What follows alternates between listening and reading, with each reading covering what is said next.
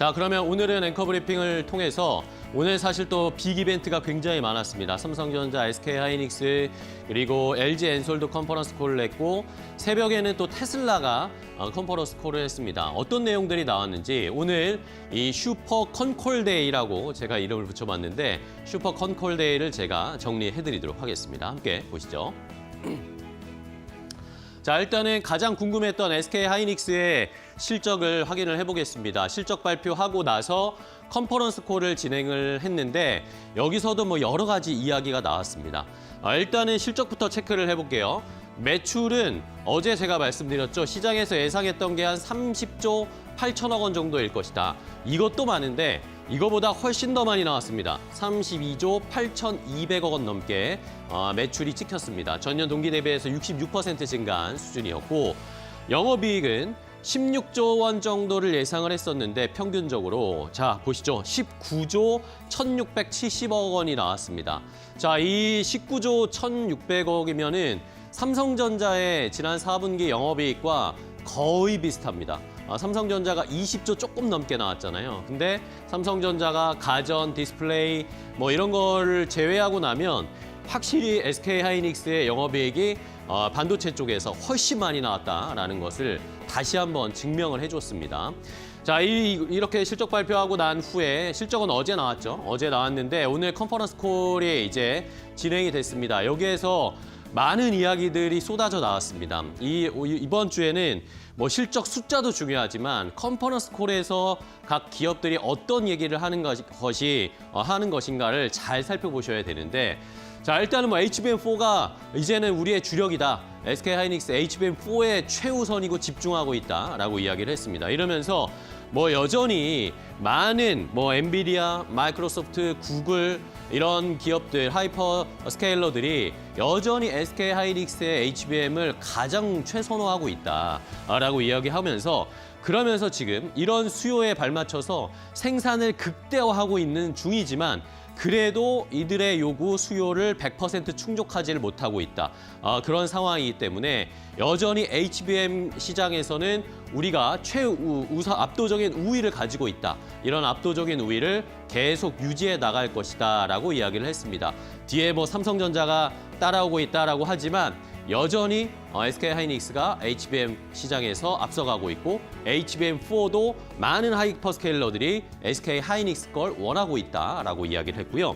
자, 그러면서 자연스럽게 시설 투자 계속 늘리겠다. 지금 생산을 뭐 계속 찍어내도 모자란 상황이니까 생산 시설 투자를 좀 늘릴 것이다. 그러면서 이제 ESSD, HBM 그 다음으로 시선을 옮기고 있다. 그러면서 다음 버전이라고 할 수 있는 HBF 개발에 또 열을 올리고 있다라고 하면서 앞으로의 미래의 먹거리도 준비하고 있다라는 메시지를 냈고요. 자, 그리고 어제 실적 발표가 나오면서 동시에 또 나왔던 것이 자사주 소각 결정을 했잖아요. 이것에 대해서도 시장에서 어떤 궁금함들이 많았는데 앞으로도 추가적인 주주 환원 정책 계속할 것이다. 일단은 시설 투자가 우선이긴 한데 지금 워낙 실적이 잘 나오니까 이렇게 주주 환원 정책도 추가적으로 더 준비하고 그 시기를 조율할 것이다라고 얘기를 했습니다. 여기에 플러스 알파로 미국 ADR 상장도 여전히 추진 중에 있는 상황이고 어떤 방법이 좋을지 계속 고민하고 있다라는 언급도 했습니다. 그리고 또 미국에다가 AI 컴퍼니를 세워서 투자하겠다고 했잖아요. 이것에 대한 언급도 있었는데 미국에 있는 좋은 AI 스타트업이나 플랫폼 회사들에 좀 투자를 해서 기술도 협업하고 이러면서 AI 생태계를 조금 더 구축해 나가는 이러면서 어제도 뭐 어떤 증권사에서 이야기가 나왔잖아요. 패키지로 물건을 팔 수 있는 그런 활로를 좀 개척하려고 하는 것 같습니다. SK하이닉스가 이렇게 좋은 이야기들을 많이 쏟아내면서 이제 오늘 주가가 상승으로 전환이 되면서 상승 탄력을 받고 있죠. 자, 다음은 삼성전자입니다. 다음 페이지 보시면 삼성전자도 오늘 컨퍼런스 콜을 진행을 했습니다. 숫자는 우리가 뭐 예상했던 것과 거의 같이 나왔고요. 이 컨퍼런스 콜에서 지금 시장에서 삼성전자가 돌아왔다라는 이야기들을 요즘 많이 듣고 있다라고 삼성전자 측에서 얘기를 했습니다. 이러면서 역시 HBM에 대한 이야기를 했는데 HBM4에 대한 이야기를 삼성전자도 많이 했습니다. 지금 올해 이미 HBM 캐파 전량 주문을 확보한 상황인데 HBM4가 이제 퀄 테스트 완료 단계에 진입을 했다. 이러면서 다음 달부터 양산 출하될 것이다. 이제는 본격적으로 매출에 잡힐 거다라고 얘기를 했습니다. 이러면서 올해 HBM 매출이 작년에 비해서 3배가 늘어날 것이다. HBM 매출이 확실히 좋아질 것이다. 이것이 또 하나의 삼성전자의 실적 개선에 중요한 축이 될 것이다라는 얘기를 한 것이죠. 이러면서 HBM4E도 지금 올해 중반 정도에는 샘플을 공급할 것이다. HBM4, 그다음 HBM4E, 뭐 12단을 아마 이제 샘플을 공급할 것 같고 16단까지는 뭐 만들어야 되나라는 것에 대한 약간 의문점을 제시를 했고요. 커스텀 제품은 하반기에 또 이제 샘플을 인도할 거라고 했습니다. 자, 이러면서 AI 연계된 메모리 수요 증가가 장기화되어 있는 상황, 이거는 뭐 SK 하이닉스랑 비슷하게 시장을 보고 있는 것 같습니다. 이러면서 삼성전자도 역시 설비 투자를 상당 수준으로 확대할 것이다 라고 하면서 SK 하이닉스나 삼성전자나 다 투자를 많이 할 것이다. 그러면 자연스럽게 소부장단 봐야 되겠죠. 잘 참고를 해보시고요.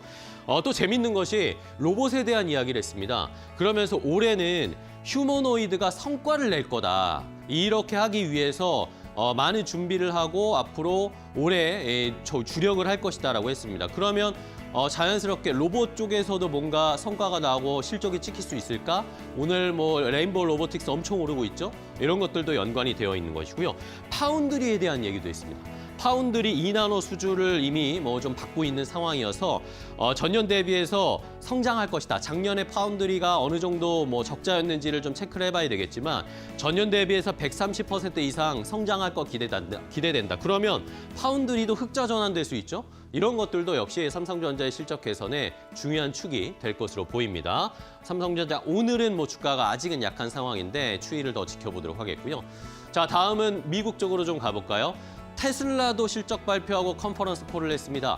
그런데 테슬라도 로봇에 지금 주력을 한다라고 이야기를 했습니다.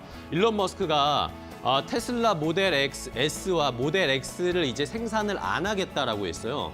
왜 그런가 봤더니 이 S와 X를 만드는 생산 라인에서 이제는 휴머노이드 로봇을 만들어야 되니까 이제 모델 S, 모델 X 사고 싶은 사람은 마지막이다라고 하면서 한 번 더 차 좀 더 팔려고 한 번 더 얘기를 했고, 그 다음에 캘리포니아 프리몬트 공장에서 옵티머스 휴머노이드 생산을 하겠다라는 겁니다. 이 생산 라인을 로봇 생산 라인으로 바꾸겠다. 결국에 로봇 생산에 박차를 가하겠다라는 거 얘기를 했고요. 여기에다가 XAI에도 20억 달러 투자를 할 것이다 라고 얘기를 했는데, 이 XAI가 테슬라의 전체적인 자율주행이나 휴머노이드나 아니면 AI, 그록이나 이런 전반적인 관리하는 AI의 오케스트라의 지휘자 같은 역할을 하는 회사다라고 하면서 XAI에 앞으로 투자를 많이 할 거다라는 그런 뉘앙스를 줬습니다. 이러면서 로봇에 대한 이야기가 많이 나옵니다. 계속해서 여기에다가 추가적으로 테슬라가 또 재밌었던 게 반도체 공장도 자체적으로 만들 수 있는 반도체 공장 건설할 수도 있다. 일론 머스크가 이런 얘기를 했고요. 여기에다가 비트코인은 최근에 좀 안 좋잖아요. 테슬라가 비트코인 많이 들고 있는데 비트코인 손실은 이 정도가 있지만 여전히 계속 비트코인은 들고 갈 거다라고 일론 머스크가 얘기했으니까 뭐 비트코인 관련 투자도 한번 좀 체크를 해보시고요. 마지막은 LG엔솔, 다시 우리나라로 돌아와서 2차 전지 관련된 것인데 결국에 LG엔솔도 지금 기대가 되는 건 로봇이잖아요. 로봇에 대한 이야기를 했습니다.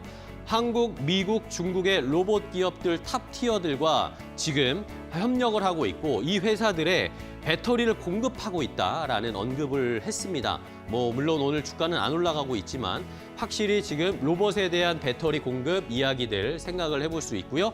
ESS 북미 쪽에다가 조금 더 공격적으로 추진하고 사업 진출하려는 계획을 갖고 있다라는 것도 한번 체크를 해보시면서 LG엔솔의 앞으로의 좀 개선된 모습도 한번 기대해 보도록 하겠습니다. 오늘은 컨퍼런스 콜 전반적으로 정리해드렸습니다. 앵커 브리핑이었습니다.